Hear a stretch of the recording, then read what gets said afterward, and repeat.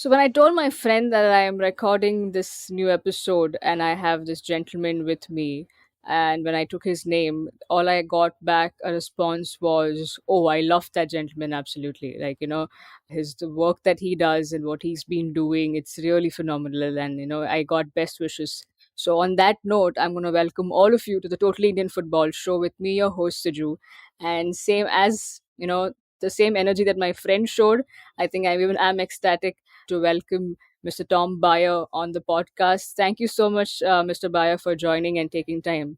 Well, thank you very much, Siju. It's an honor to be here and to chat all things football with you and your community. Yes, absolutely. So let's get started without wasting much time. If I can ask you, and for all our listeners also, how did and when did an American decide to come to Japan and settle himself there?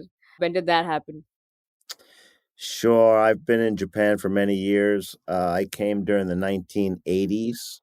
That's to show you how old I am. And I got involved in Japanese football as a player first, playing for Hitachi, which is currently in our J League, professional league. So to be clear, I came before the J League started, which was a big advantage for me because when the J League started in 1993, I had already been pretty well established here in Japanese youth football development. So I was viewed much differently than post J League because I had already contributed significantly to Japanese football. So I had a bit of a different image, not being looked upon as someone who came to Japan to try to catch the wind, so to speak, for the big football boom that happened here in Japan with the J League starting in 1993, and then also the JFA putting their hand in the air to become the host of the 2002 World Cup. So I've been here for more than 35 years, involved in Japanese football. This is my home here, and I travel the world, speaking at conferences and doing much, much more. But my home is really here in Japan, and I'm probably not going anywhere soon because I love this country and it's been very good to me. And this is where all my friends, my work, and family are. Yeah, I mean, you're traveling the world so that you can share all the in-depth knowledge that you have gained, and that for that, I think all of us are definitely in depth with. Now, you mentioned you came even before the J League started, and you were in Japan, and you've been almost for 3 decades, more than 3 decades. What was the first thing, or if I had to ask you, what impressed you the first time you landed in Japan? And also, did you see yourself, settling there when you first landed in Japan? Well, yeah, I guess the first thing that really sticks out for people that come to Japan here is how organized the country is, how clean, how organized, how disciplined, how everything kind of works like clockwork here in Japan. So it's quite different to many countries in the world, especially a country where I grew up as a young kid in New York, where things are quite chaotic and certain things aren't so organized and certain things don't work on time, such as our train system or our airplanes, our airports. So that was a bit of a cultural shock. But yeah, I mean, it's been a real journey for me here, adapting to this country and learning the customs, learning the culture, and trying to fit in, to be honest with you. And what was the second part of the question that you asked? I mean, that's your first impression when you came, but what made you, stay there? You've been there for more than 3 decades and now you call Japan your home. Yeah, so I think all of the things that I listed here, I mean, this is a wonderful place to live. It's a wonderful place to work and coach because there really is a very unique relationship between child, the student, and teacher, or player and coach. There's a lot of respect for someone who's in a position of teaching. Learning and teaching is a very important kind of concept in Japan as well. So, Japanese players are very wonderful to coach because they love to learn. They're always learning. In fact, that's kind of one of the downsides sometimes because they never really think that they have reached their ultimate goal and they think that it's more about the process. So they sometimes don't seem to enjoy success as much because they're constantly trying to improve themselves individually and collectively. So that really is a very interesting and admirable characteristic of Japanese culture, which makes anybody like myself as a teacher or a coach, the experience is just so much better than it would be. So that's one of the reasons that I decided to stay here, and again because I have so many close relationships here.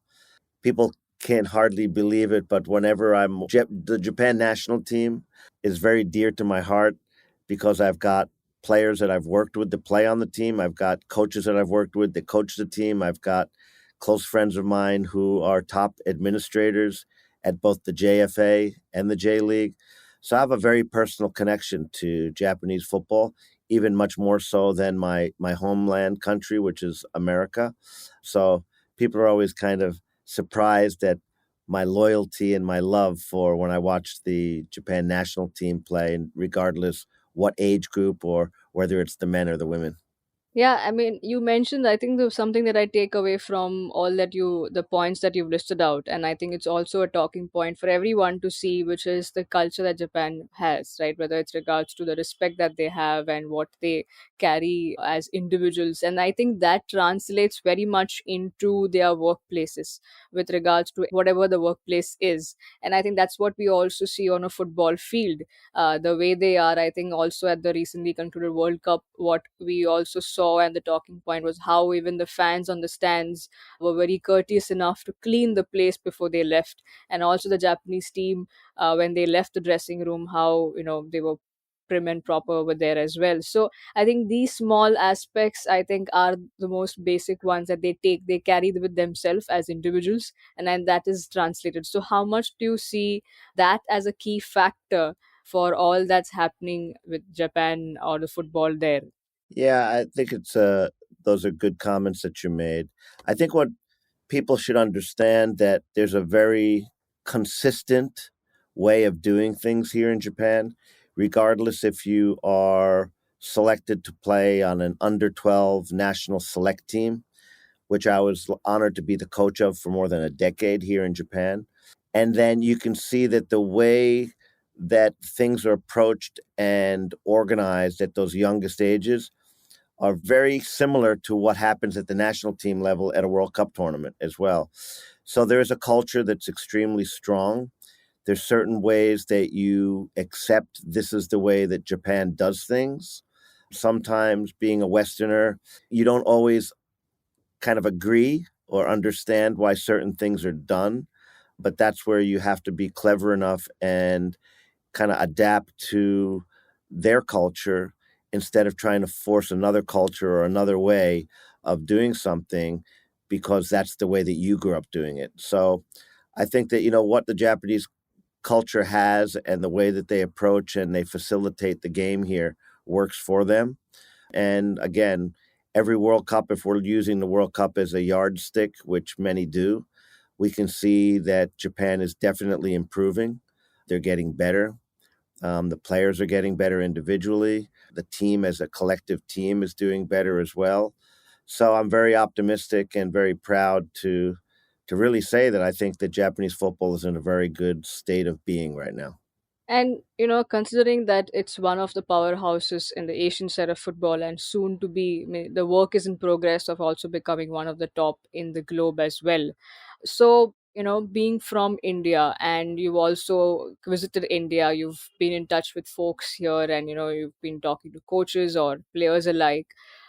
How do you see, or what are the things that if I had to ask you that probably Indian football can take cues from what's happening in Japan football? Sure, that's a great question, Siju.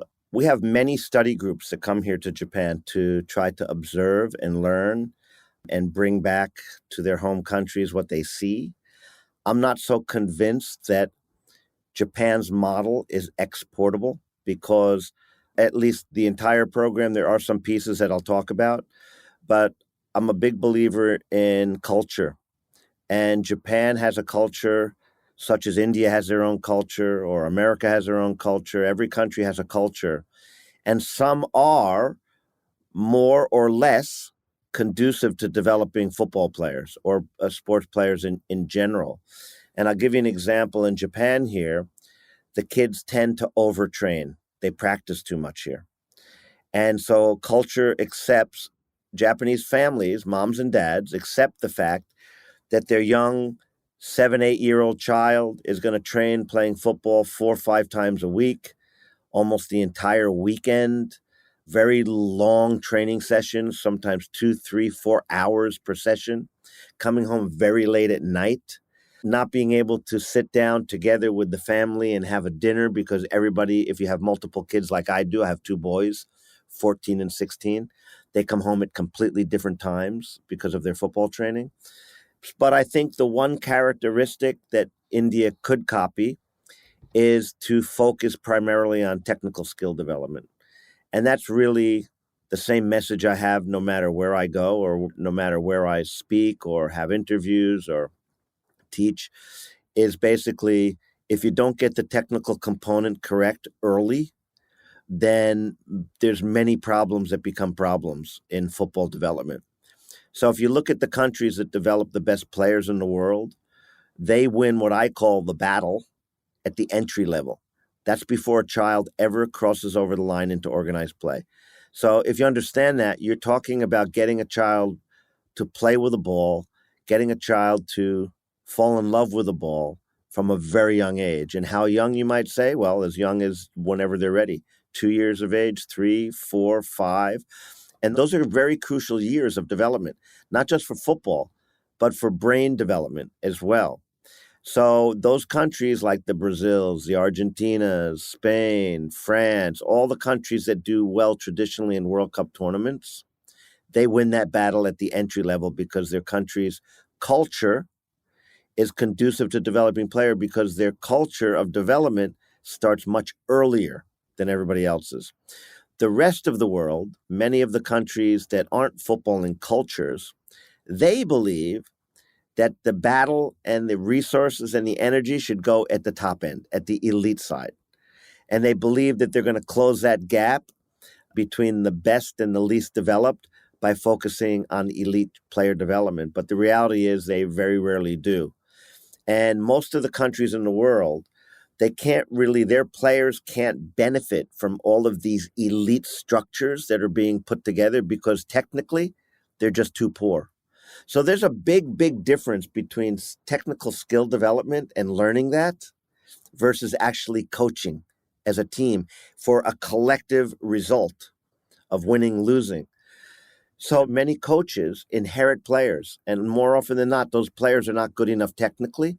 So it's very difficult to play a particular system, a tactic, a formation, something like that, because the players just are not good technically enough.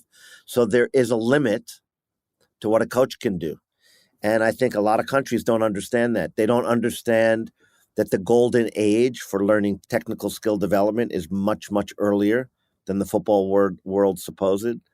The football world literally hasn't caught up to what science already knows. And that is that kids can start learning technical skills as early as 3, 4, 5, 6. So if you accept that, then you'd have to accept the fact that we need parents that are much more educated. We need parents that will engage with their children in a very fun environment as playtime. And most countries don't have parents like that, so they don't understand even what development looks like. So Japan is very technical and it starts very young. So that's something immediately that a country like India, if they understood it, they could create. We created a movement here in Japan. When I say we, my organization here as well. We created a movement where we focused on parents and coaches and convinced them that the first foundation of football players' development is the technical skills. So we made the learning and teaching of technical skills very cool here in Japan by using pop culture, using animation, using comic books, using TV, creating content, writing books about it, writing articles in magazines, going out building advocacy throughout the country, talking in big events with thousands of players and families and coaches. So that's my philosophy. Yeah, and I think that's what probably gave birth to the program that's well known, and also the reason why you are well renowned. One of the reasons that across the globe, the Football Starts at Home project. Now, I'm sure this is something that you just laid out an entire understanding for us that how probably it could have given birth to this project. But why do you think that this was the need of the hour? And I think this is something very simple that across the globe people can take it up. And I think. I mean, parents being the key stakeholders, right? If you want any development or any potential future stars for us to have been produced. So, when did that thought arrive that, this is the key and this is where we need to nurture? And that's what gave birth to Football Starts at Home. Sure, it's a great question. Well, I've always been a technical coach throughout my career to begin with, but the big shift in thinking came when, after I got married, my wife and I, we had our first children, our first child. And I placed a bunch of little tiny balls all around my home, inside the living room. And because I'm a technical coach, I discouraged my child from kicking the ball. That's the natural default reflex of most children. When they have an object in front of them, especially a ball that moves around, they want to kick it. Okay, that becomes very natural. In fact, even as if you look at even child development, even when a woman is pregnant and they've got a baby inside, they're basically kicking constantly. So that's a reflective movement, natural movement for children. So I discouraged kicking and I tried to encourage more this ball control, pulling the ball back, putting one foot on the ball, the other foot balancing, getting your arms out. It's just basic motor skills, movement, but using a ball. And I started to see some kind of amazing things unfold in front of my very own eyes. And I could see that my son became very interested in the ball. I saw that my son was doing things that I couldn't imagine that a child at that young age could be able to do. And then because I'm a father and the cell phones had just come out with video cameras, I started to video my child and I could see how interested he was to see the replay. Every time I would video him, and when my video would stop, it would do a beep noise and my son would immediately drop everything and he'd run over because he'd want to see the video of himself.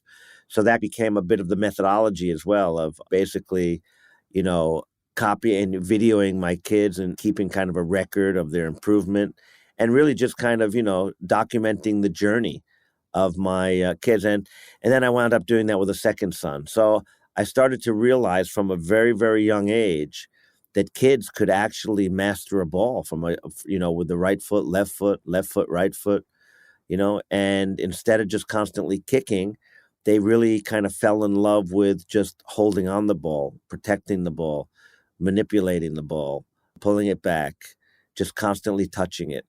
And so that was a big breakthrough for me. And then I became a bit obsessed about football development and started studying around what's happening in other countries in the world. And I couldn't really find anything particular other than these other countries that were very good at development. Their culture of development started super early, like I had experienced with my kids at 3, 4, 5, and 6. And I realized that that 4 year head start was massive, massive, and bigger influence on development than a child starting from any other age. And then when you start really digging into it, the academia, the neuroscience, and then I started collaborating with Dr. John Rady from Harvard Medical School, who's a neuroscientist. And I started understanding, what children can do, what the brain science is behind how you develop technical skills. How does it get stored in the brain? How does it get recalled? How does memory work? And all that. And that really forms the basis of the whole football starts at home philosophy. I mean, brilliant. I mean, from becoming a father and then, actually coining this project and the way it's been doing rounds, I think, like I mentioned in the start, it is a very simple, not so complex idea. But yeah, to put it out there, to implement it, yes, it would take everyone part of, wanting to develop, be part of that. But if I may ask you to list down maybe say three key factors or three key points that would be an encouragement for academies, for academy owners, for coaches here back in India, whoever is listening to this show, how to engage better with regards to involving the parents, whether it's through having workshops for them or helping them understand the sport, and why their contribution is, if not more, as equally important as a coach or an academy owner with regards to developing a child and a player. Sure. Well, one of the big challenges that India has, and many other Asian countries as well, is that many families, moms and dads, grandfathers, primary caretakers, educators as well, inside India, they view sports and playing football as a distraction to education. So they think that it's taking time away from a child being educated. They think that kids who are playing sports that aren't studying more are going to be at a disadvantage. But the reality is, nothing is further from the truth. It's the opposite. It's the opposite. If you limit a child's physical activity, you're putting them at a disadvantage when it comes to learning. And the reason we know this is because we're working with some of the most brilliant minds, like Dr. John Rady from Harvard Medical School, who wrote a book called Spark, which is very popular. I'm sure it's popular in India as well. And basically, Dr. Rady's work has shown that the impact that physical exercise has on children and how it impacts learning because it stimulates and supercharges the brain. And that makes learning, it teaches basically the brain learns how to learn from ball mastery. So, what I say to organizations, federations, associations, professional clubs, media groups, brands involved in football is that you must do a better job at educating your parents. The parents must understand that there's many more benefits further than just being a football player that are going to impact your child's cognition, their social development, their emotional development, and their physical skills. So when you package it that way, for example, I can't sit in a room with 500 parents, which I do regularly. I can't sit in a room with 500 parents and give a great presentation about how great football is. It's the world's game. 211 countries make up FIFA. It's the most popular game in the world. I can't convince them to put their kid or child in a football program based only on football. But I can, and we do. I can sit in a room or stand in a room on a stage with 500 parents and convince them to put their small child in a football program because we're going to make their child smarter. We're going to make them better focused. We're going to make them have better concentration. They're going to have less disciplinary problems. They're going to, so there's many, many, many pluses. But unfortunately, the football world is trying to convince everybody to play football so that their kid can go on to become a World Cup star and become famous and rich and all of these things that are nice for little children to dream about. But in reality, the parents have to be convinced that there's a greater benefit for their child to participate in a sport such as football than just more than only football. And that's what makes up our program. And that's what makes up our program quite interesting.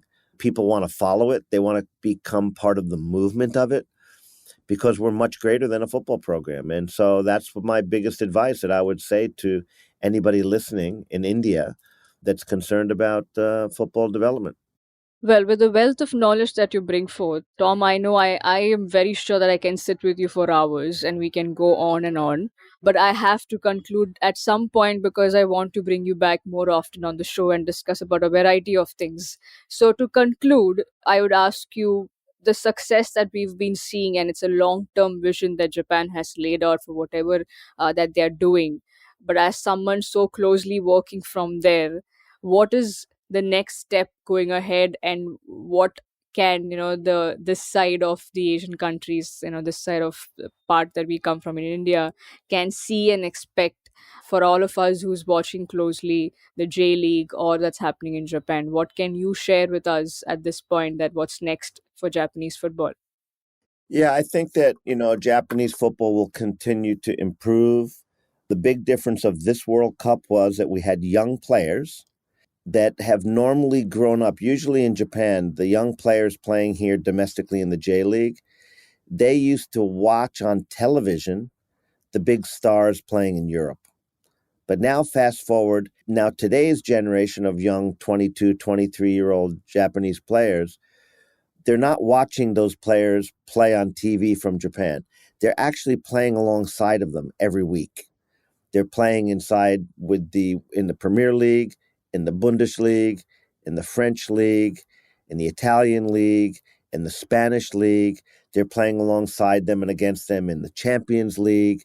So that's a big difference. And because Japan had a very successful World Cup, beating two World Cup giants, two World Cup champions in what they considered the group of death, together with Spain, Germany, and Costa Rica, there's now a bigger belief system in Japanese football that they can overcome, and getting paired into a group during a World Cup tournament with a World Cup champion is not the group of death anymore, because now there's a belief system. So that's very, very important. That's very, very important for Japan to. Before, in the olden days, Qatar was very famous for Japan losing in 1993 against Iraq in lost time. And they just missed out qualifying in lost time to Iraq in 93, and they missed the 1994 World Cup tournament in the US.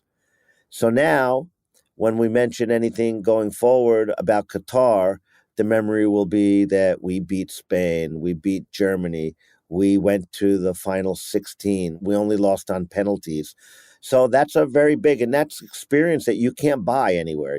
You have to experience it. You just can't talk about it or write it down in a strategic, document about player development. So this is very good. So hopefully Japan will get a little bit further next tournament. But what I think that if there's something to be taken away by countries watching Japan, it would be this.